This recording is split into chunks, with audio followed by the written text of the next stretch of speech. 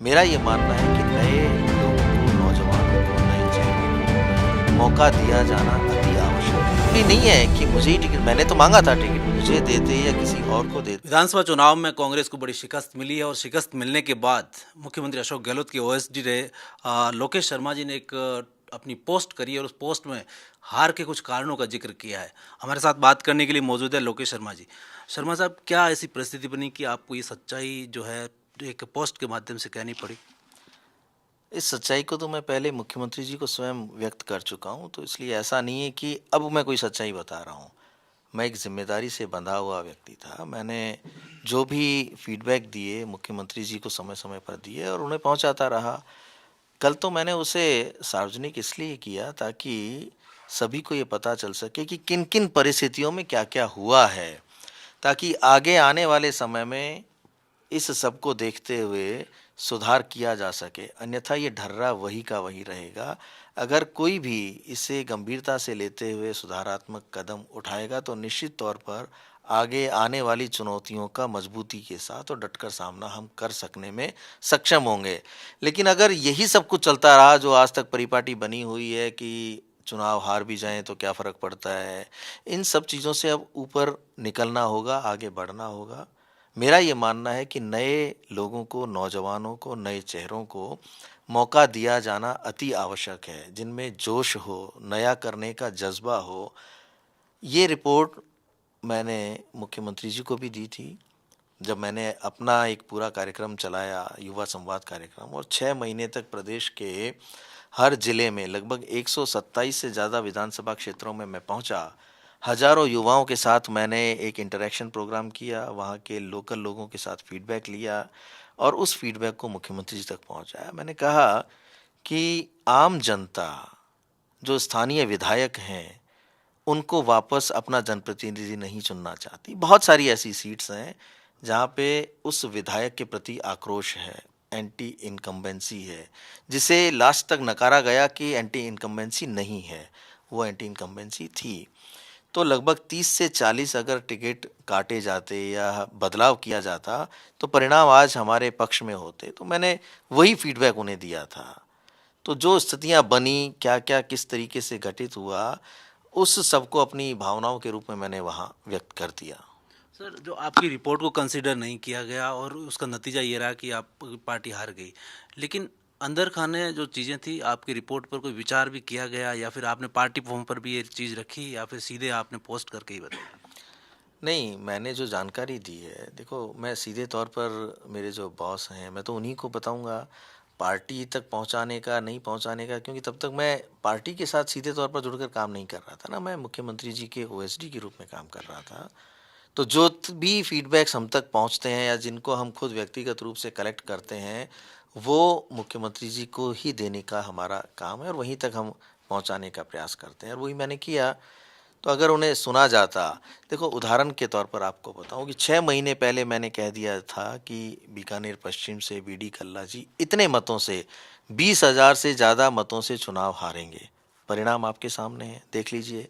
20,000 से ज़्यादा मतों से वो चुनाव हारे हैं और वो ये कहते रहे कि मेरे अलावा यहाँ कोई मजबूत कैंडिडेट ही नहीं है, दूसरा कोई चुनाव लड़ ही नहीं सकता, मेरे सामने कोई व्यक्ति ही नहीं है। तो ये ज़रूरी नहीं है कि मुझे ही टिकट, मैंने तो माँगा था टिकट, मुझे देते या किसी और को देते तो परिस्थितियाँ अलग होती। तो जन भावना के इतर जाके अगर हमने लोगों को टिकट दिया है वहाँ पे, जिनके के खिलाफ वहाँ जनता में आक्रोश था, उनकी हालत देखिए आप। मंत्रियों की हालत ये हो गई कि कोई 20,000 से, कोई 35,000 से, कोई 12,000 से चुनाव हार रहे हैं। तो ये क्यों हुआ? इनके खिलाफ एंटी इनकम्बेंसी थी तभी तो हुआ ना। जो मतदाता है, वो अगर ये महसूस कर ले कि अब हमें इसको नहीं जिताना है, तो फिर कोई फैक्टर काम नहीं करता। दूसरा, कार्यकर्ताओं ने 5 साल में उन मंत्रियों तक पहुँचने का बड़ा प्रयास किया। आपको याद होगा, शायद आप भी उस कैंपेन में शामिल रहे होंगे, मुझे ऐसा याद है कि 2018 से पहले जो चुनावी कैंपेन चल रहा था, उस वक़्त राहुल गांधी जी का एक रोड शो हुआ था। पूरा हमारे भरतपुर और इधर से धौलपुर होते हुए हम यहाँ तक गोठा-वोठा और सारी जगह से होते हुए। और उस वक्त उन्होंने कार्यकर्ताओं की भावनाओं को ध्यान में रखते हुए बहुत सारी अपनी स्पीचेस में ये कहा कि जब हमारी सरकार आ जाएगी और ये मंत्री बनेंगे तो इनके दरवाजे कार्यकर्ताओं के लिए हमेशा खुले रहेंगे। ये स्टेटमेंट सबने पढ़ा होगा या सबने सुना भी होगा। लेकिन जब सरकार बनी तो उसके बाद किस मंत्री ने कार्यकर्ताओं के लिए दरवाजे खोल के रखे, ये कार्यकर्ताओं से पूछ के देखिए। कार्यकर्ता अपनी पीड़ा किस तरीके से व्यक्त करेगा। वो तो ये कहता है हमें लगा ही नहीं कि 5 साल हमारी सरकार रही। तो ये जो गैप था, ये जो डिस्टेंस क्रिएट हुआ, कार्यकर्ताओं को पूछा नहीं गया, उनके काम नहीं हो पाए, उनको सम्मान नहीं मिला, उनको जो स्थान चाहिए था वहाँ तक उनकी सुनवाई नहीं हुई। तो ये बहुत सारे फैक्टर रहे, ये सारी स्थितियाँ बनी और उन्हीं स्थितियों का मैंने जिक्र किया कि भाई मुख्यमंत्री जी के आसपास ऐसे लोग आ गए हैं या ऐसे लोगों ने घेरा बना लिया कि उन तक जो व्यक्ति सच बोलना चाहता है या उनको कोई अपनी भावना व्यक्त करना चाहता है वो पहुंच ही नहीं पा रहा है वहां तक। तो सच ना तो उन तक पहुंच पाया, ना उन लोगों ने पहुंचाया जिनकी जिम्मेदारी बनती थी। मैंने अपना काम किया, अब उसको नज़रअंदाज कर दिया या उस पर एक्शन क्यों नहीं लिया ये तो वही जाने। सर, तो क्या यही दर्द है कि आपको टिकट नहीं मिला या टिकट नहीं मिलने दिया गया, तो इस वजह से आपने ये अपना दर्द जो है इस तरीके से व्यक्त किया? ये कहना पूरी तरह से गलत है कि टिकट नहीं दिया उसकी कोई नाराज़गी है या उसकी वजह से मैंने ये कहा है। मैं कांग्रेस का कार्यकर्ता हूँ और ये हमारी पीड़ा है, ये मेरी जो भावना है कि हम आहत हुए हैं। हम सरकार बना सकते थे और नहीं बन पाई, उसके क्या क्या कारण रहे वो मैंने व्यक्त किए हैं। मैंने ये नहीं कहा कि मुझे टिकट चाहिए था और मुझे टिकट नहीं दिया इसलिए ऐसा हुआ। ओवरऑल क्या परिस्थितियाँ बनी। और एक बात और क्लियर करना चाहता हूँ आपको मनोहर भाई कि ये आरोप नहीं है, किसी के ऊपर इसमें आरोप नहीं लगाया गया है। ये वो परिस्थितियों का जिक्र किया गया है जिस तरह की परिस्थितियां यहाँ बनी और जिसकी वजह से आज हमें ये परिणाम देखने पड़ रहे हैं। तो अगर जो फीडबैक दिए गए थे या जो चीज़ें बताई गई थी उन पे करेक्टिव मेजर्स लिए जाते, सुधारात्मक कदम उठाए जाते तो आज नज़ारा कुछ और होता। तो बस वही तो मैंने किया है। सर, एक ऐसी जानकारी है, क्या ये सच है कि आप सीएम साहब से टिकट मांगने के लिए मिले, बात करी और एक जो उनके साथ में रहने वाले ओएसडी हैं उन्होंने आप कहा कि सीएम साहब तो एग्री है लेकिन आप पायलट साहब से मिल लीजिए तो आपका टिकट कंफर्म हो जाएगा, और उसके बाद उन्होंने आपकी उस तरीके से कार सेवा की कि साहब वो तो पायलट साहब के में चले गए, तो क्या ये कोई ऐसी सच्चाई है? अब वास्तविकता क्या है ये तो वही लोग जाने। लेकिन हाँ, मैंने मुख्यमंत्री जी से टिकट की बात की और उनकी सहमति के बाद ही मैं भीलवाड़ा पहुंचा। उन्होंने कहा कि भाई बीकानेर में तो क्योंकि कल्ला जी बड़े सीनियर हैं और हमें उनको टिकट देना पड़ेगा, आप ऐसा करिए अपनी एक ये सीट है जो पिछले 20 वर्ष से हम नहीं जीते, तो आप यहाँ जाके अपना काम शुरू करो। उनके कहने के बाद ही मैं वहाँ गया और वहाँ मैंने अपना काम शुरू किया, लोगों से मिलना जुलना, जो हमारे वहाँ के स्थानीय नेता थे, कांग्रेस से जो कार्यकर्ता थे, उन सब से मिलना जुलना शुरू किया। तो वहाँ भी एक माहौल बन गया था। वहाँ पिछले 20 वर्ष से जो विट्ठल अवस्थी जी हैं वो वहाँ के विधायक रहे, तो लोगों में उनके प्रति भी नाराज़गी थी। वो भी देख लिए परिणाम में सामने आ गया कि उनको इस बार वहाँ से विजयश्री नहीं मिली है। उन्हीं की विचारधारा, जो ये कहते हैं कि आरएसएस का या जो विचार पार्टी है उनकी, उन्हीं उन्हें खड़ा किया अशोक कोठारी जी को और वो वहाँ से चुनाव जीते हैं और कांग्रेस का कैंडिडेट तीसरे नंबर पे आया है। तो हमें प्रयोग क्यों नहीं करने चाहिए। लगभग 52 सीट्स ऐसी थी राजस्थान में जिन पे पिछले 3 कार्यकाल से यानी 15 वर्ष से कांग्रेस का कैंडिडेट चुनाव नहीं जीता था। तो उन 52 सीट्स पे तो नए और नौजवान लोगों के साथ एक्सपेरिमेंट किया जा सकता था। वो इस बार अगर मान लो नहीं जीतते तो उनके लिए ज़मीन तो तैयार होती, वो आगे बढ़ने का प्रयास तो करते और वो बड़ी मजबूती के साथ, बहुत जोश के साथ चुनाव लड़ते। जैसे आपने देखा होगा यहाँ झोटवाड़ा में अभिषेक ने कितने मजबूती के साथ चुनाव लड़ा। हार जीत होती रहती है लेकिन उसने मजबूती के साथ चुनाव लड़ा। तो नौजवानों के लिए ऐसा स्थान जहाँ 15-15 साल से 20-20 साल से हम चुनाव नहीं जीते हैं, तो ये कहना कि भाई आप यहाँ के लोकल नहीं हो, कहाँ से कैसे चुनाव लड़ोगे, तो राजनीति हमने देखी है राजस्थान की। जो व्यक्ति जहाँ से लगता है, जो जिसको चाहता है, कोई कहीं से भी चुनाव लड़ा देता है और अगर परिस्थितियाँ अनुकूल होती हैं और साथ हो जनता का तो निश्चित तौर पर विजयश्री भी मिलती है वहाँ से, पर वो प्रयोग भी नहीं किए गए।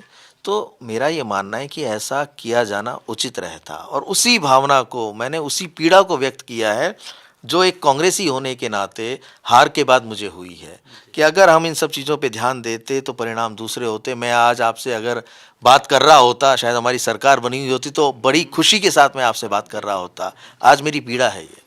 सर एक और चीज़ है, जिस तरीके से पूरा कार्यकाल रहा, कई परिस्थितियां रही, चुनौतियां रही, लेकिन जो सच बोलने वालों का वहाँ पर सुनी कम जाती थी, ऐसा लोगों का कहना है कि इस वजह से पार्टी के अंदर एक ऐसा भीतरघात जो करने के लिए लोग पैदा हो गए, जो सरकार के साथ भी थे और पार्टी के साथ भी थे, लेकिन चुनाव नहीं जिता रहे थे वो। मुख्यमंत्री अकेले चुनाव लड़ रहे थे, संगठन साथ नहीं दे रहा था। तो क्या ऐसी कोई परिस्थिति थी और ऐसा ये सच है कि सच्चाई को नहीं सुना जा रहा था? देखिए, ये तो हमेशा से होता आया है कि चाहे नेता हो, अधिकारी हो, या एक ये मानवीय स्वभाव है कि हर व्यक्ति को प्रशंसा अच्छी लगती है, हर व्यक्ति प्रशंसा सुनना चाहता है। आलोचना या सच को सुनना और उस पे आगे कोई कदम उठाना, ये भी बड़े साहस का काम होता है। और आज के ज़माने में सच बोलने का साहस करने वालों की वैसे ही बहुत कमी है।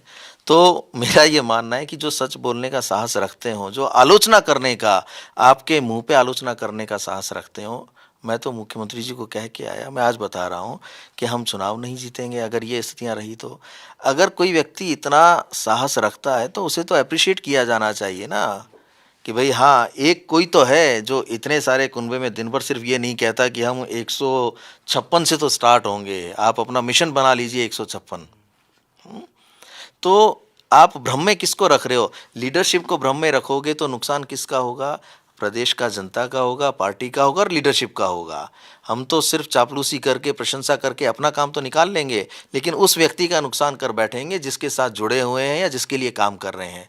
तो ऐसे ही लोगों ने उन्हें घेरे रखा। तो आपका इशारा सर उन लोगों में है जो कोई ओएसडी है, चाहे ब्यूरोक्रेसी में है, उन लोगों ने सीएम साहब को सच्चाई नहीं बताई और आप भी उसमें एक टीम में थे। तो क्या ये आपसी जो खींचतान की वजह से सब कुछ इस तरीके से परिस्थितियां खड़ी हो गई, आज आपको बोलना इस तरीके से पड़ रहा है, सीएम साहब को हार का सामना करना पड़ रहा है, तो ये सारे कारण है क्या इसमें? देखिए, बिल्कुल कारण है। उनके इर्द-गिर्द जितने भी लोग रहे, उन्होंने भ्रम में रखा और सच्चाई उन तक नहीं पहुंचने दी। तो मैं जब भी रहा, मैंने प्रयास किया, मैंने अपनी बात कही। अब उसको मानना नहीं मानना तो उन्हीं के ऊपर डिपेंड करता था और वो उनको किस तरीके से लगा। कई बार होता ये भी है ना कि हम अगर सच्चाई बताएं, जैसे मैंने आपके बारे में कुछ कहा, तो ये भी तो कहा जा सकता है कि भई ये तो इसकी दुश्मनी है, ये ना अपनी व्यक्तिगत दुश्मनी के तहत उसकी शिकायत कर रहा है।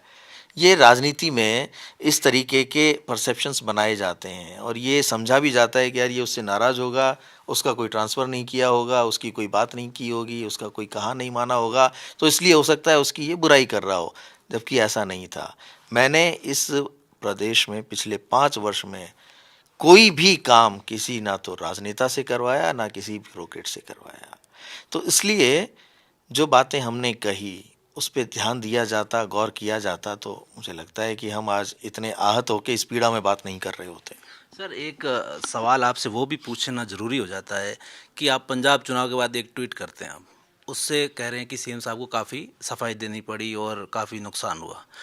एक तरफ वो है जब फ़ोन टेपिंग मामले में आप उसमें आगे बढ़ कर के वीडियो जारी करते हैं और आप कह रहे हैं कि मुझे कहीं से मिला था। तो क्या अब ऐसी परिस्थिति हो गई है कि आप सरकारी गवाह बन जाएँगे, ये तमाम जो इस तरीके से आपने स्टेटमेंट दिए या फिर अपनी पोस्ट के माध्यम से लोगों का कहना है कि अब सरकारी गवाह बनने जा रहे हैं आप फ़ोन टेपिंग मामले में?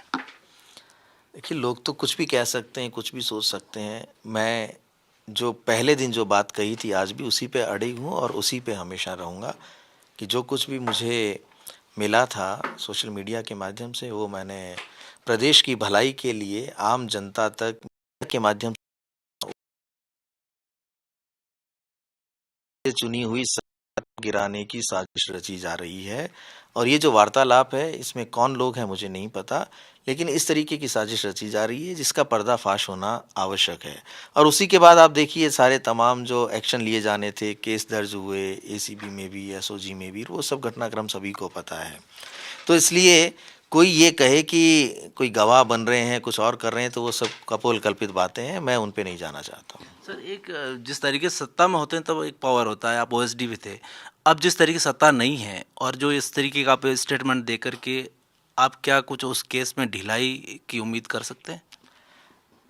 ये उस केस से संबंधित एक भी शब्द नहीं है। आपने कल जो मैंने पोस्ट किया उसमें भी इसका ज़िक्र नहीं था कहीं पे भी। मैंने जो बातें कही, या जो कुछ भी लिखा वो उन परिस्थितियों का जिक्र है जिन परिस्थितियों की वजह से हम वापस सत्ता में नहीं आ पाए। तो इसलिए इसको केस से कोई जोड़े नहीं कि मुझे वहाँ से कुछ कहा गया है या कोई रिलीफ मुझे इस केस से मिल जाएगा, उस तरफ में मैं नहीं जा रहा। मैं अपनी लड़ाई लड़ूंगा, मुझे जो भी सहयोग मिलेगा, चाहे पार्टी की तरफ से, मुख्यमंत्री जी जो अब पूर्व मुख्यमंत्री हो गए हैं उनकी तरफ से जो सहयोग मुझे मिलता रहेगा उसके लिए मैं आभारी रहूंगा। लेकिन मेरी ये जो लड़ाई है वो मैं कोर्ट के माध्यम से लड़ ही रहा हूँ। मैंने तो अपनी एक रिट दायर की हुई है, याचिका दायर की हुई है कि जो भी घटनाक्रम हुआ था, राजस्थान में हुआ था, पहली बात तो इसे खारिज किया जाए या फिर इसे राजस्थान ट्रांसफ़र किया जाए। तो वो अभी विचाराधीन है, उस पर निर्णय होना है। 8 दिसंबर को ही उस पर फिर से सुनवाई होनी है। तो अब ये तो तय कोर्ट को करना है, माननीय न्यायालय को करना है कि वो किस रूप में उसे आगे बढ़ाएंगे। अब एक सवाल आपसे ये भी पूछेंगे सर कि आपने जिक्र किया 25 सितंबर की घटना का, तो उस घटना की सच्चाई क्या है? आपने कहा था ये पूरा प्रायोजित था, तो क्या सीएम साहब भी उसमें इन्वॉल्व थे और सब ये जो पूरा कार्यक्रम हुआ तो ये सबके ध्यान में था और इस तरीके के जो स्क्रिप्ट पहले लिखी गई थी? ये शब्द अपने आप में सारी चीज़ों को पूरी तरह से क्लियर कर देता है कि ये सारा का सारा घटनाक्रम प्रायोजित था और जो लोग भी शामिल थे उन सबको पता था कि क्या करना है, कैसे करना है। जबकि आला कमान की मंशा कुछ और थी। आला कमान ने जिस मंशा से खड़गे जी को, माकन जी को यहाँ ऑब्जर्वर बना के भेजा था, उस मंशा का उस दिन पूरा नहीं हो पाना मुझे लगता है दुर्भाग्यपूर्ण रहा। अगर वो पूरा होता, वो जो भी मंशा रही होगी, तो आज स्थितियाँ कुछ और होती। सीएम साहब तो कहते हैं साहब कि मैं मुझे भी मेरे जीवन का सबसे बड़ा वो घटनाक्रम का दिन था कि वैसा नहीं होना चाहिए था, तो क्या सीएम साहब को ये पता नहीं था? खुद सीएम साहब ही ये कहते हैं कि राजनीति में जो दिखता है वो होता नहीं है और जो होता है वो दिखता नहीं है। तो अब ये तो वही तय करेंगे कि क्या सही था क्या नहीं था। लेकिन मैंने जो शब्द कहा वो पूरी तरह से सही है कि वो घटनाक्रम पूरी तरह प्रायोजित था। एक सर सीधा सवाल ये पूछूंगा कि जो ये पूरा आपने पोस्ट करी है तो क्या सीधा सीएम साहब को ये संदेश है या फिर उनकी टीम की वजह से जो सीएम साहब को नुकसान हुआ है आपने सीएम साहब को पब्लिक डोमेन में लाकर कहा है कि सीएम साहब की कोई गलती नहीं है? ये आपने बहुत सटीक बात कही है कि मैंने कोई आरोप किसी पे नहीं लगाया। मैं उन्हें ये संदेश इस रूप में देना चाहता हूँ कि मैंने आपको हर बार बताया, हर बार इन चीज़ों का ज़िक्र किया और ये जो परिस्थितियाँ बनी हैं, अब इनका सार्वजनिक रूप से इस तरीके से कहने का एक ही मतलब है कि मुख्यमंत्री जी को भी अब ये चीज़ें समझनी चाहिए। उनको ये मैसेज है कि आप अकेले इसमें किसी रूप में दोषी नहीं है या आपको कोई दोष नहीं दिया जा रहा है। ये जो सिस्टम आपके चारों तरफ खड़ा हो गया था, इसने बहुत बड़ा पाप किया है और आला कमान तक को भी इस सिस्टम की वजह से अंधेरे में रखा गया है। अदरवाइज़ अगर सच्चाई पहुंचती, सही चीज़ें आप तक पहुंचती तो आप सही निर्णय ले पाते और परिणाम अपेक्षित जो थे या जो हमारे मन के मुताबिक होते हम उसको ला पाते। आखिरी सवाल सर, ये जो पोस्ट करने के बाद में क्या सीएम साहब से आप मिले या आपको फ़ोन आया, बातचीत हुई है कुछ इस बारे में? नहीं, मेरी अभी तक उनसे कोई बातचीत नहीं हुई है। शुक्रिया। आपने सुना कि लोकेश शर्मा जी कह रहे हैं कि जो परिस्थितियां थी और सच्चाई जो बताई है उससे उनकी बातों को कंसीडर नहीं किया गया था और अब वो इस वजह से इस प्लेटफॉर्म पर आकर के बात करना पड़ा उनको। और अगर उनकी बात सुनी जाती तो हो सकता है कि अब आज फिर सत्ता उनके हाथ में होती और रिपीट होते और आज पूर्व मुख्यमंत्री नहीं होते। और ये मुख्यमंत्री अशोक गहलोत की वजह से नहीं, उनकी टीम के साथ सिपह सालार जो जुड़े हुए थे उन लोगों ने उनको अंधेरे में रखा और आलाकमान को भी अंधेरे में रखा और इसका नतीजा है कि ये रिजल्ट कांग्रेस के खिलाफ आया। सहयोगी गोविंदा के साथ मनोहर बिश्नोई, इंडिया डेली, जयपुर।